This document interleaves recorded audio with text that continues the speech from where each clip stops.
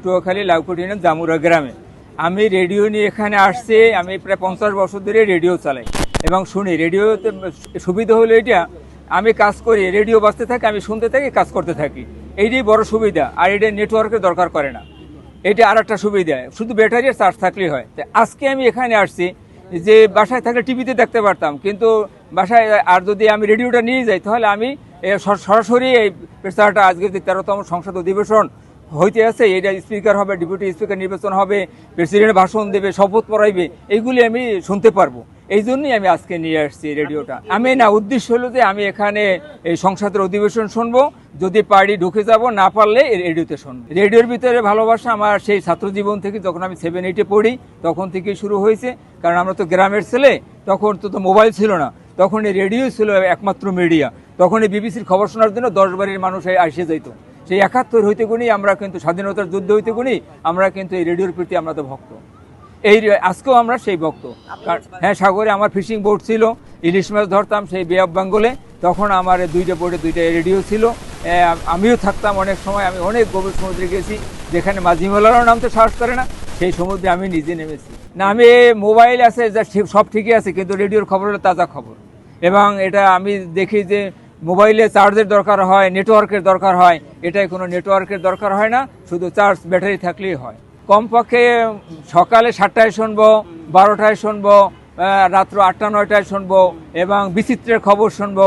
এবার কমপক্ষে 7-8 বার খবর শোনা লাগে। ঐতিহাসিক অনেক কিছুই, যেমন এই এখন বর্তমানে যে ফিলিস্তিনের যুদ্ধ চলতে আছে, ইরানের যুদ্ধ চলতে আছে, এগুলি তো সবসময়ের জন্য শোনা লাগে, এবং ফিলিস্তিনের এইগুলি থাকে।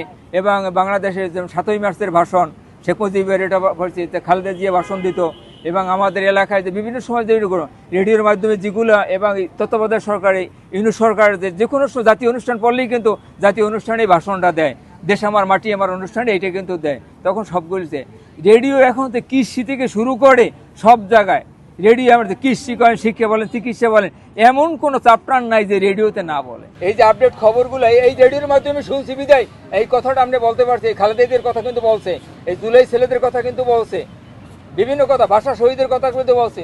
এই রেডিও এমন একটা মিডিয়া, যে মিডিয়ার দ্বারা সবকিছু যখন তখন জানা যায়। আমি যদি রেডিওটা না থাকতো আমি শুনতাম না, বলতেও পারতাম না। সেই অন্ধকার কক্ষে বসে একা দেখা, আর এই সংসদ ভবনের সামনে আমি 91-তে এই অনুষ্ঠান আমি সরাসরি সংসদ ভবনের মধ্যে বই দেখছি। এম রাহমত আলী আমার এমপি ছিল, উনি আমাকে কার্ড দিয়ে নিয়েছিল। আমি 91 শুনে সংসদ ভবন এবং সচিবালয়ের আমার অল টাইম কার্ড ছিল, 5টা মন্ত্রী কার্ড ছিল, বিরোধী নেত্রী শেখ হাসিনা আমাকে একটা কার্ড দিচ্ছিল। কারণ আমি আমার কথা বলি, আমার ওয়েতে, আমার কেউ তো কোলেরও না পিঠেরও না, আমি সত্য কথা বলি। আমার লেখার কালো আমি লিখি। একটা কবিতা লিখেছিলাম যে বাংলায় অনেক খুন গুম হয়েছে, আর দেখতে চাই না। হাদি হত্যার পর যে বাংলার মাটিতে কোনো খুন গুম হয়, তাহলে পাকিস্তানের দালাল, ভারতের দালাল রেহাই পাবা না, পলাবার পথ পাবা না। আর একটা কবিতা লিখেছিলাম, আর কোনো ভয় নেই, নেই সংশয়, তারুণ্যের অহংকার, তারেক দিয়ে এসেছে বাংলায়। এবার হবে ধানের শীষের জয়, এবার হবে গণতন্ত্রের জয়, এবার হবে ভাষা শহীদের জয়, এবার হবে গণমানুষের জয়। এরকম ব্যাগে রেডিওতে শুনেছি। পরে তো ইতিহাস থেকেও শুনেছি, কিন্তু বেশিরভাগই শুনেছি রেডিও থেকে। এই যে বঙ্গবন্ধুকে যে মারা হলো, এবং তাও আমরা রেডিওর মাধ্যমে শুনতে পেয়েছি। এই যে পিলখানার হত্যা, তাও আমরা কিন্তু রেডিও টিভি দুটোর মাধ্যমে শুনতে পেয়েছি। তখন তো টিভি আসছে, কিন্তু আগের খবর সব